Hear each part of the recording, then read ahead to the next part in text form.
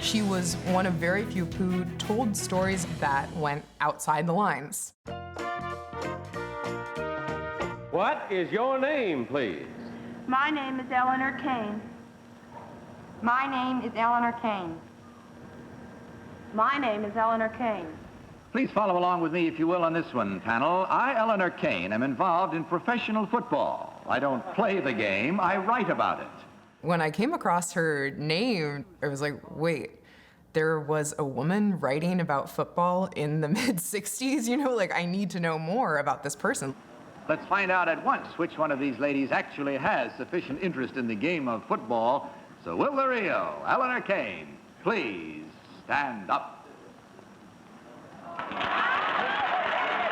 Why don't I already know about this as somebody who is a women's sports writer? The more I dug, the more I just started to realize, like, she was a huge deal during that period.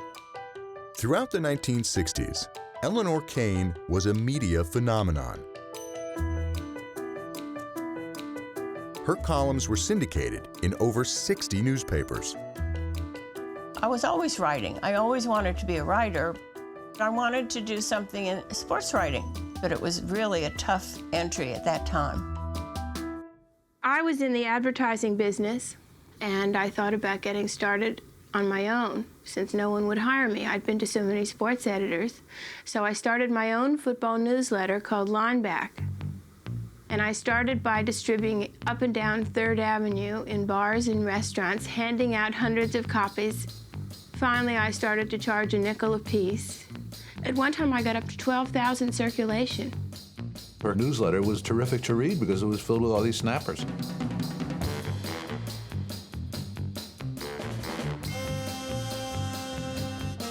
I loved it, and I don't think I ever missed one. I read it.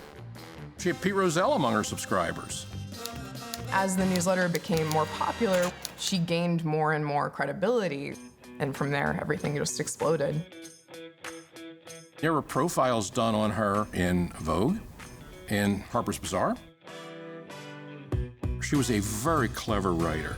I remember one of her lines that still tickles me to this day is that Don Shula would rather eat worms than go for it on 4th down. Let's go! Which is a true statement. No one had thought to put it quite that way, but that was Elinor. She was one of very few sports writers at that time who told stories about the NFL that went outside the lines. Here's Rosie Greer. Talk about he's secure, he's doing needle points. How many football players have you ever heard who shave their legs before games? Joe Namath did that. She loved to talk about what they did off the field, the way their personalities were. Even gossipy things that no other writers would want to touch. Fans loved it. They wanted to know more about their players than was in the paper. That is the reason that I was getting my column places. When her articles first started getting picked up, there was a very condescending approach to what she was doing.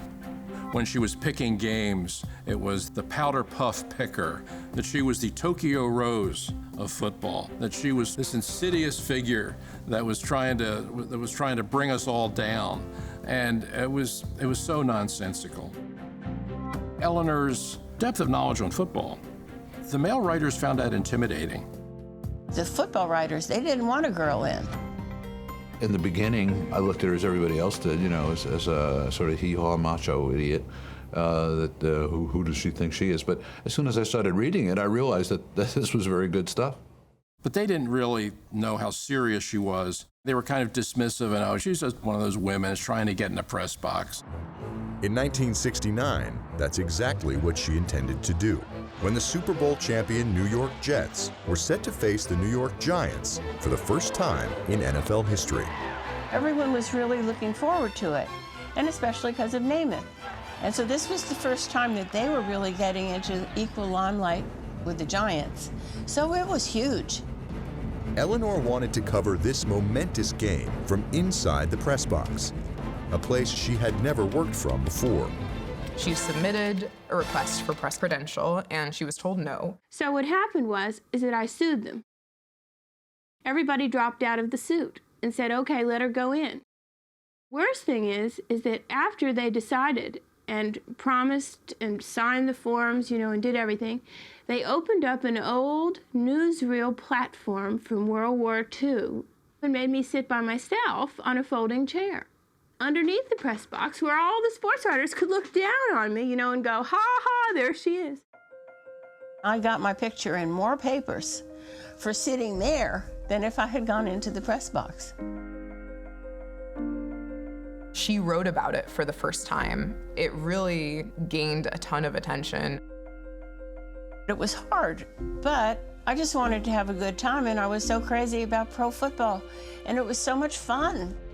Less than 2 weeks after being denied entry, she reported for the first time from inside an NFL press box at the Orange Bowl in Miami. She had proven to anybody who was willing to be proven to that she belonged elbow to elbow with any of them. Jimmy Orr and Alex Hawkins made it so much fun for me to go to the Baltimore Colt camp. George Hallis was the most wonderful guy. Mean Joe Green, he wasn't mean at all. On the field, though, he was a little mean.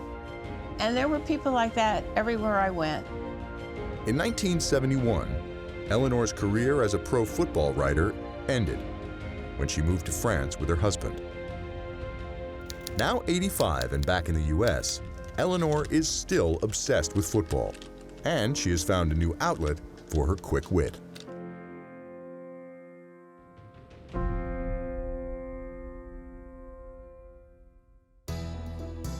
I don't know what it is. It's just, baseball's so slow.